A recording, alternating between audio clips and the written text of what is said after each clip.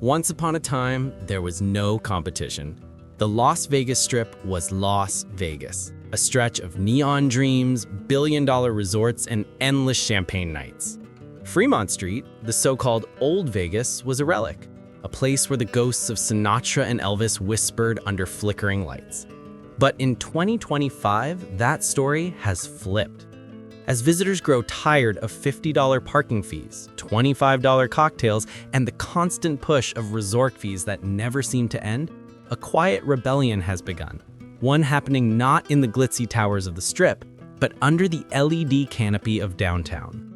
Fremont Street, once dismissed as outdated, is now pulsing with life again. Tourists are starting to ask a question locals never thought they'd hear. Why go to the Strip when the soul of Vegas feels alive downtown? In this episode, we dive deep into the new divide defining Las Vegas. On one side, the Strip, the empire of excess where billion-dollar corporations chase luxury and high-roller exclusivity. On the other, Fremont Street, the gritty, nostalgic survivor reinventing itself with street art, live bands, and the energy of rebellion. But behind this contrast lies something bigger, a fight for the soul of the city. Because as the Strip becomes more corporate and algorithm-driven, Fremont Street is becoming more human, chaotic, imperfect, but undeniably alive. So the real question isn't just where people are going, it's what kind of Vegas they still want to believe in. Welcome to episode 12, where we explore the two faces of America's playground and ask in 2025, which one truly beats as the heart of Las Vegas, the Strip or Fremont Street? For decades, the Las Vegas Strip was a fantasy written in gold and neon. From the Bellagio fountains to the mirrored towers of the Wynn and the towering sphere of the Venetian, it represented a simple truth. If you could dream it, you could build it, as long as you could afford it. But in 2025, that dream feels tired. The Strip still shines, but the shine now comes with a warning label. Room rates are up 22% year over year. Resort fees are hidden behind fine print. Parking that was once free now costs more than a meal. And for many visitors, the final bill for a budget getaway exceeds $1,200 for just a weekend. Not counting gambling losses or those $18 cocktails that taste more like melted ice than magic. The Strip has become a place of contradictions, spectacular to look at, exhausting to experience. Every surface glitters, but few moments feel genuine anymore. The mega corporations that own these resorts, MGM, Caesars, Wynn, and the Venetian Group, are locked in an arms race of extravagance. Their goal isn't to make guests happy, it's to keep shareholders satisfied. So the Strip now operates less like a wonderland and more like a luxury mall that happens to have slot machines. The AI-driven pricing algorithms have replaced human instinct. On any given night, two guests staying in identical rooms might pay completely different prices, simply because one booked an hour later. The spontaneity at once to find Vegas has been traded for data analytics and yield optimization. And yet, despite all this, the Strip keeps building. Caesars announced a $600 million renovation to recapture modern luxury. The Fontainebleau finally opened after decades of delays, flaunting crystal walls and $10,000 a night penthouses. The MSG Sphere glows brighter than ever, a monument to digital excess.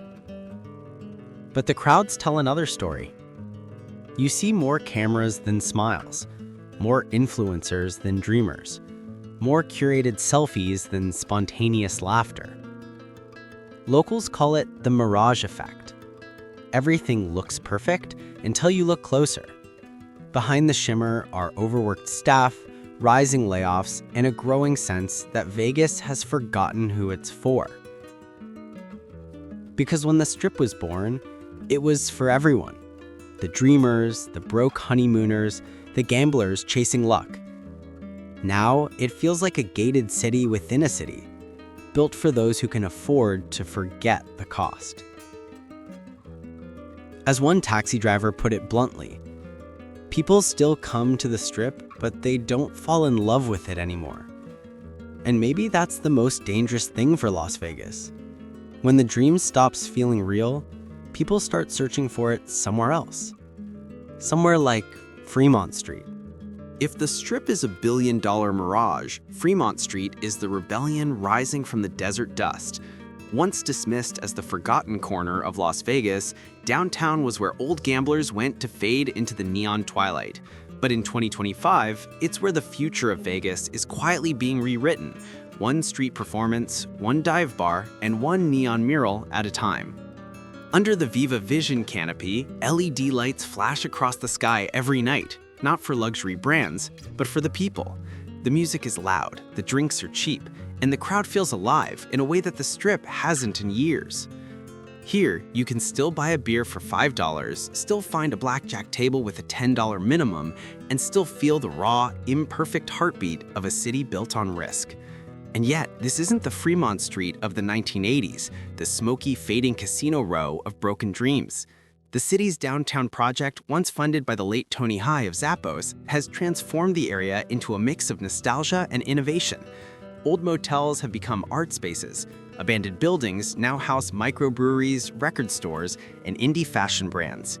You don't see marble floors or robotic concierges here. You see street artists spray painting murals at 2 a.m., musicians setting up amps on the sidewalk, and tourists dancing under vintage neon signs. Fremont isn't trying to be perfect, and that's exactly why it works. In a world where every experience on the Strip feels curated and calculated, Fremont feels real. It's loud, unpredictable, and sometimes messy, but it's also where you might find the most authentic smile in town. Small casinos like the Golden Nugget, Circa, and the D are leading a renaissance. They don't compete with mega resorts by size, they compete with soul. Circa's rooftop pool deck called Stadium Swim has become a new icon. Locals and travelers watching football surrounded by massive screens, cheering together under the desert sun.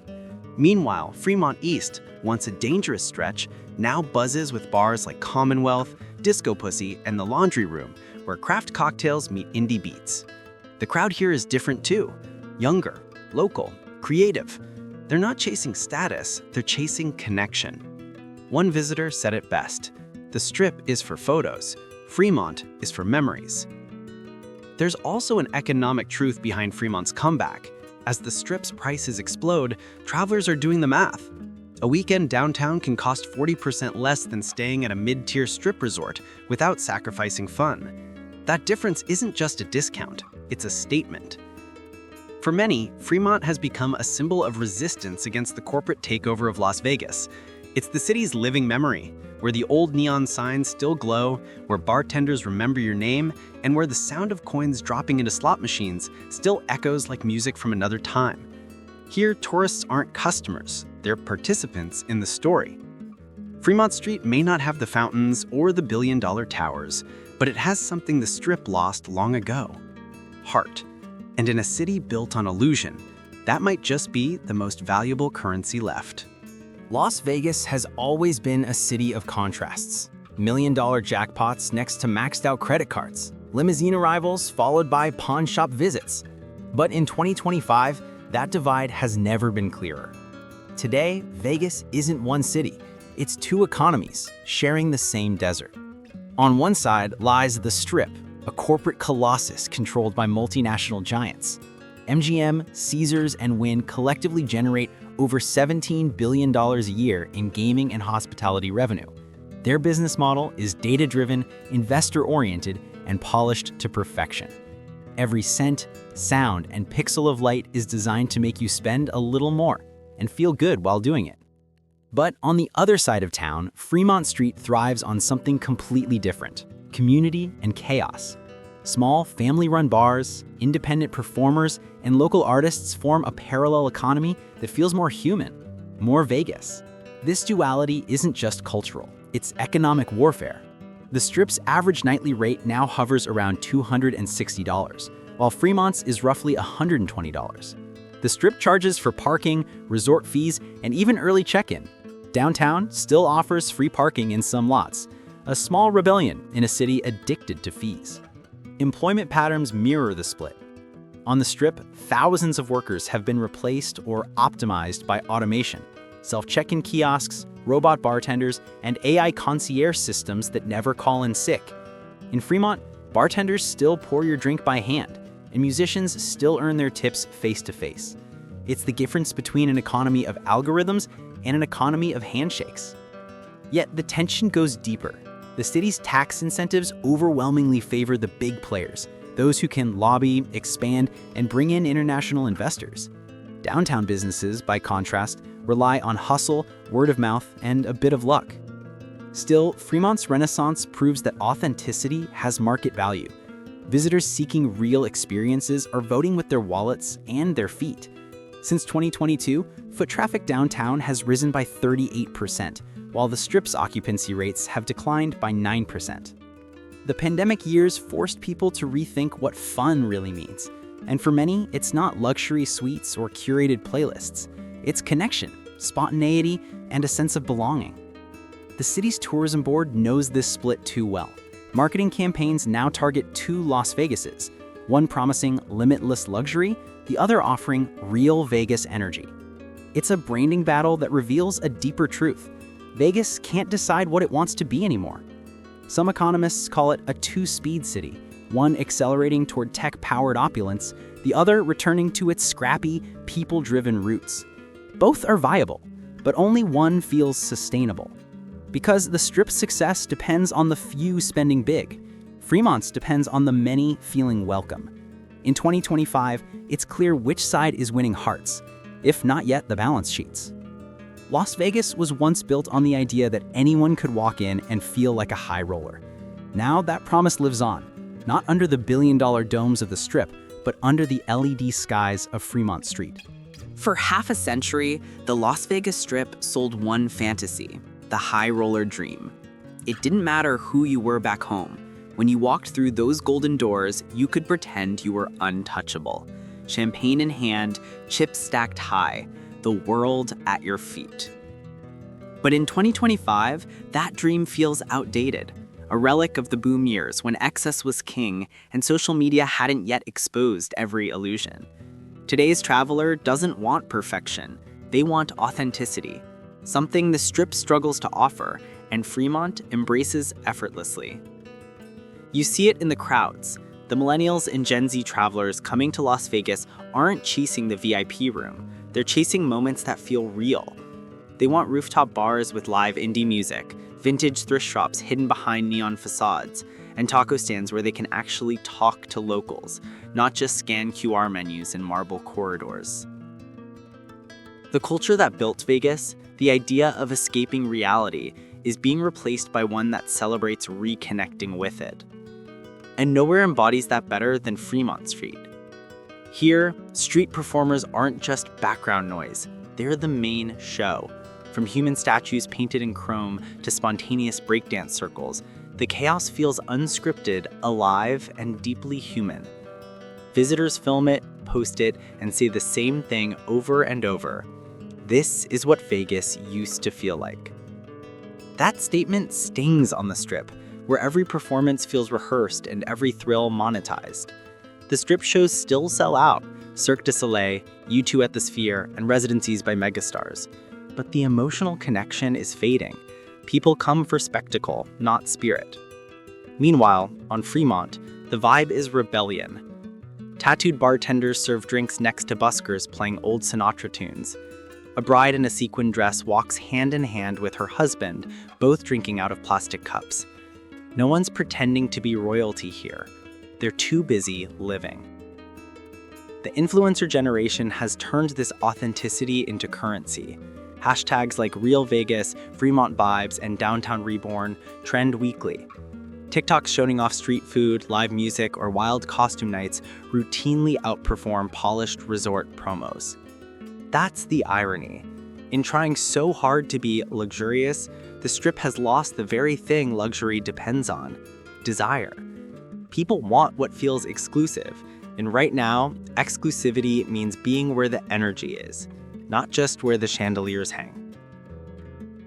Sociologists studying post-pandemic travel trends describe a return to raw movement, a craving for imperfection and presence.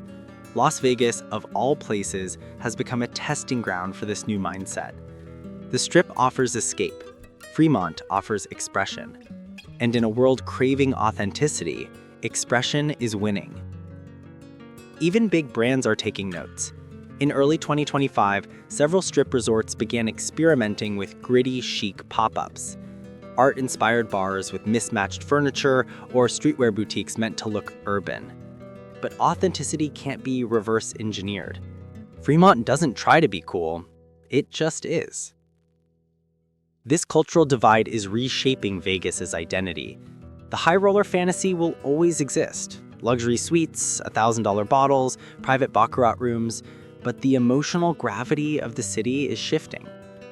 Vegas isn't about who spends the most anymore, it's about who feels the most alive. In that sense, Fremont Street has done something no billion-dollar tower could.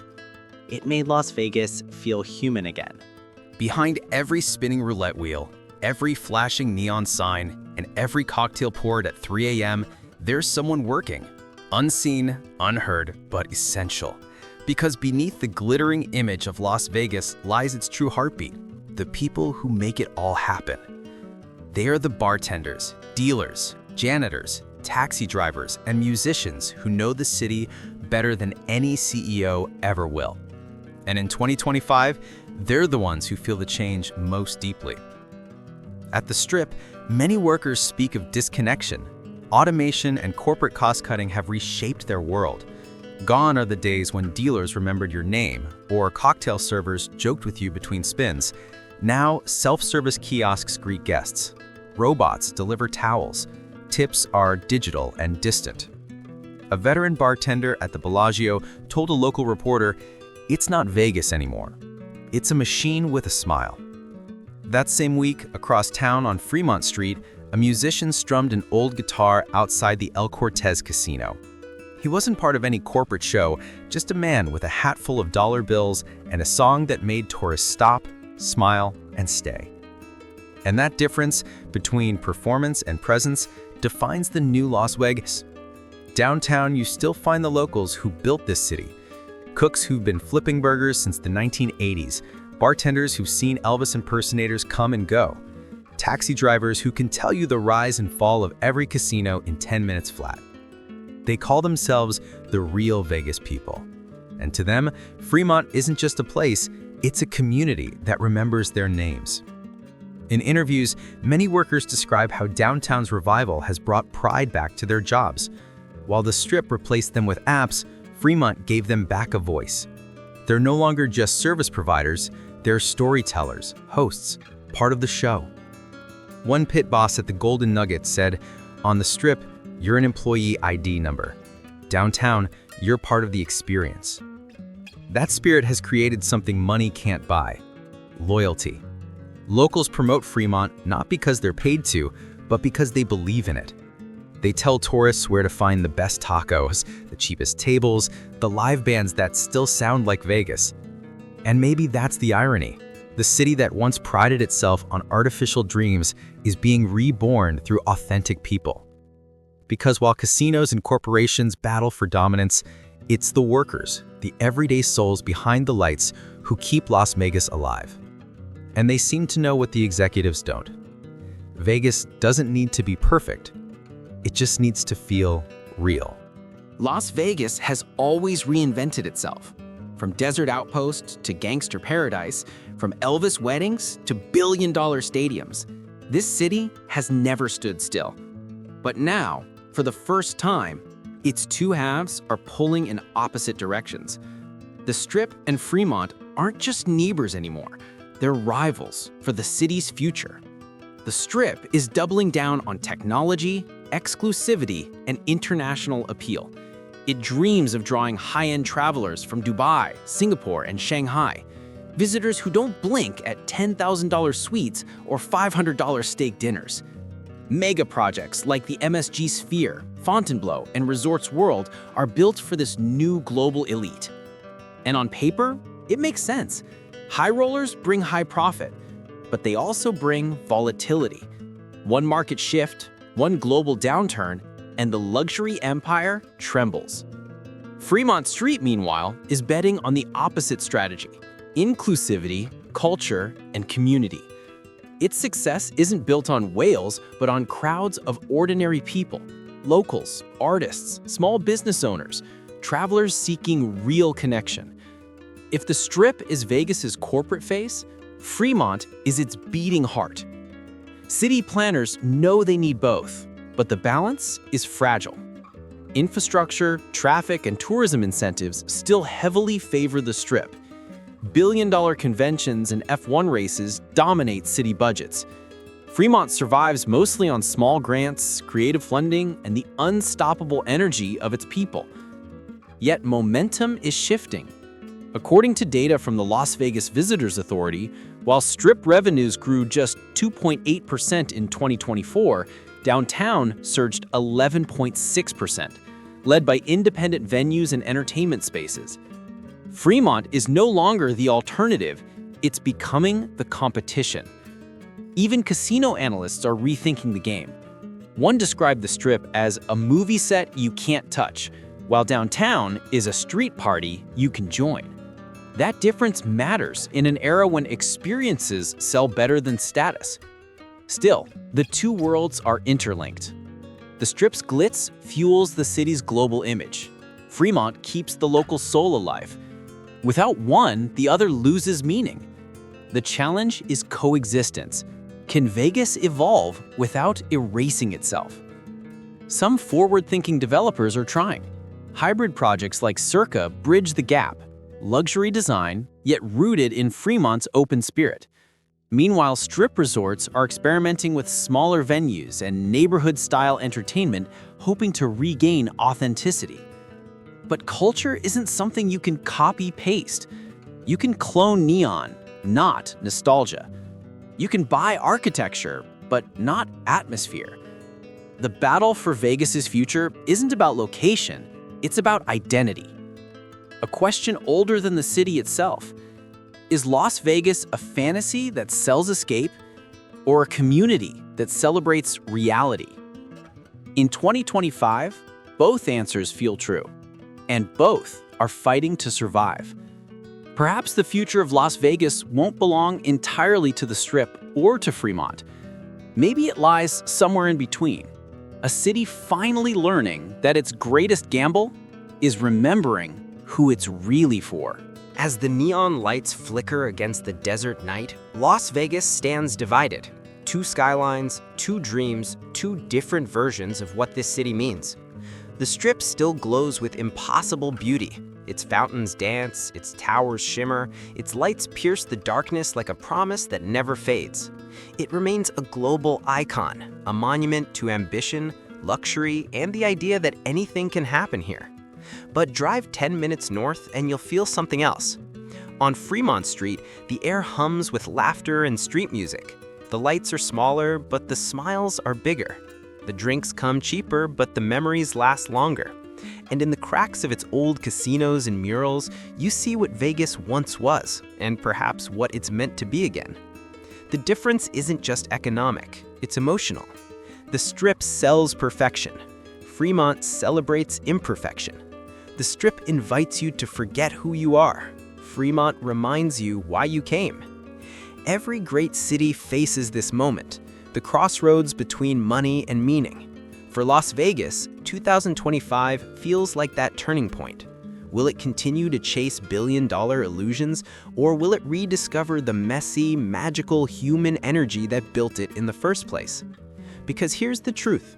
Without people, without soul, without that sense of wild possibility, all the luxury in the world is just light without heat. Vegas isn't just a skyline, it's a feeling. It's the bartender who still remembers your name. It's the sound of coins hitting metal. It's the couple dancing barefoot under the LED canopy, surrounded by strangers who cheer like friends. So when people ask, where is the real heart of Vegas in 2025? Maybe the answer isn't a place at all. Maybe it's the spirit that refuses to die, the one that keeps gambling on life, love, and the next great story. And as long as that spirit beats, whether under the billion-dollar towers of the Strip or the glowing ceiling of Fremont Street, Las Vegas will never truly lose its magic. The lights may change, the crowds may shift, but the city that defied the desert will always find a way to shine again. So tell me, when you picture the true Las Vegas, which one do you see?